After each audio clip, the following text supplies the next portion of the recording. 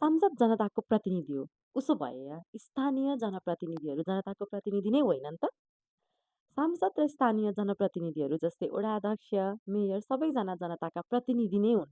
तर कुन ठाउँमा गएर प्रतिनिधित्व गर्ने भन्ने कुरामा फरक छ।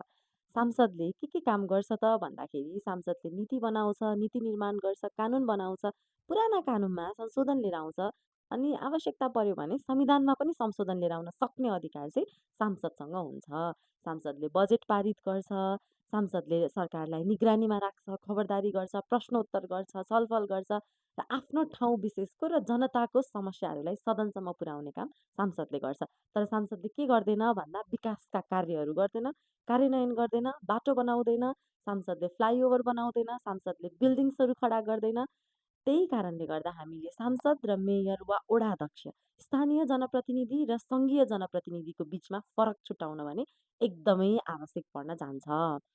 सांसद र मेयर दुवै जनप्रतिनिधि पक्कै पनि हुन्, तर थोरै कार्यसीमा र कार्यविभाजनमा हामीले फरक भेटाउन सक्छौँ।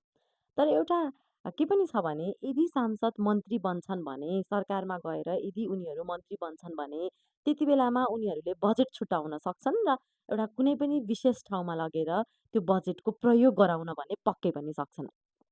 तर स्थानीय जनप्रतिनिधि र सङ्घीय जनप्रतिनिधिमा फरक छ। कुनै पनि व्यक्ति स्थानीय जनप्रतिनिधिको रूपमा आउँछ र उसले चाहिँ केही विकासका कामहरू गर्छ भने त्यो उसले आफ्नो कार्यक्षेत्रभित्र बसेर गरेका हुन्छन्। बजेट प्रयोग गरेको हुन्छ र कार्यान्वयन गरेका हुन्छ। जस्तै स्थानीय जनप्रतिनिधिले के गर्न सक्छ भन्दा स्थानीय सडक बनाउन सक्छ, आदि इत्यादि कामहरू गर्न सक्छ।